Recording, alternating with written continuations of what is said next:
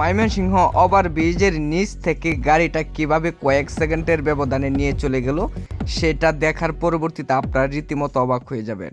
ওভারব্রিজের নিচে দোকানের সামনে হাজার হাজার সিসি ক্যামেরা থাকা সত্ত্বেও কিভাবে এখান থেকে গাড়িটি নিয়ে গেল এটা দেখার পরবর্তীতে আপনার চোখ কপালে উঠে যেতে পারে। তাই ধৈর্য সহকারে পুরো সিসি ক্যামেরা ফুটেজটা দেখুন, তাহলেই বুঝতে পারবেন।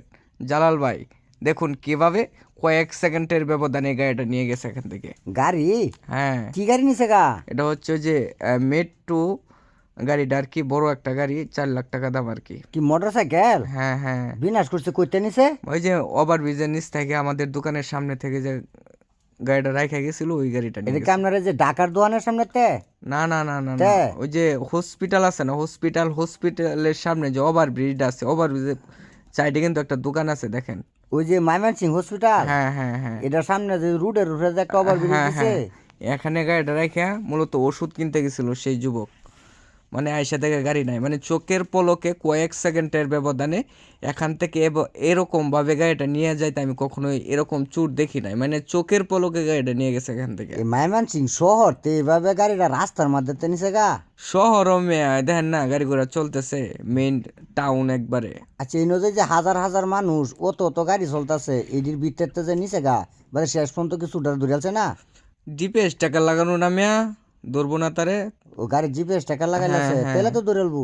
ধরে হেলবো। এখন হচ্ছে এটা হচ্ছে আমাদের দেখার বিষয় যে কয়েক সেকেন্ডে, মানে চোখের পলক পড়তে পড়তে এখান থেকে যে গাড়িটা নিয়ে গেল, মানে হাজার হাজার মানুষ এখানে চলাফেরা করতেছে, এর মধ্যে গাড়ি চলাফেরা করতেছে, এর মধ্যে মনে করেন যে গাড়িটা নিয়ে উদাও গেছে। ওই যে কালা জ্যাকেট পরানো লোকটা ঘুরতেছে, যে এই লোকটা এই কামটা করেছে। হ্যাঁ, এই লোকটা এটাই মনে করেন যে দেখছে যে ওই লোকটা কোন সাইডে গেছে, পরবর্তীতে মনে করেন যে উহি জুই মারতেছে যে লোকটা কই আছে দেখতেছে। এর মধ্যে মনে করুন যে কয়েক সেকেন্ডের ব্যবধানে, মানে লোক কিন্তু দিয়ে গেছিল গাড়িতে। লোক কি উঠছে বাদে? লোক বাঙ্গালাইছে, লোক বাঙ্গি তো নিয়ে গেছে। লোকও বাঙ্গালছে? হ্যাঁ।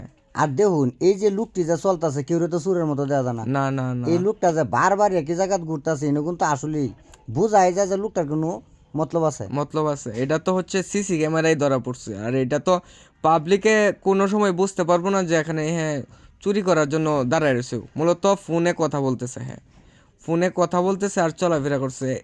শহর তো সবাই তো জানে, সবাই ব্যস্ততার মাঝে থাকে, এর মধ্যে মানুষও ভাবছে আর কি যে তারও কোনো প্রবলেম হয়েছে কিংবা ফোনে কথা বলতেছে। চুরিটা মনে হয় রাত করে হয়েছে, সব গাড়ির হেডলাইট জ্বালাল দেয়া তা। রাত্র এবেলা 1টা বাজে, একটার সময় রাইতে? রাত 1টা বাজে চুরিটা হয়েছে। কিরম বুঝুন চুরের সাহস দেখছুন, ওই যে বাড়াতে আর একটা গাড়ি যাইতেছে, তেও তো ভয় পেলো না? না না না না, মূলত ওই যে আরেকজন কিন্তু এদিকে আয় পড়ছে, ওই যে এটা হচ্ছে হসপিটালতে বের হয়েছে, বের হয়ে ওর কাজে যাইতেছে, এর মধ্যে কিন্তু ওই থেকে গাড়ি ওই যে নিয়ে তো যায় না। হেলমেট লাগাইতেছে, মনে হইতেছে তার নিজের গাড়ি।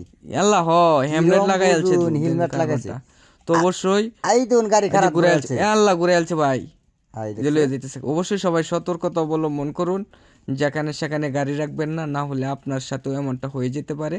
তাই সতর্কতা অবলম্বন করুন।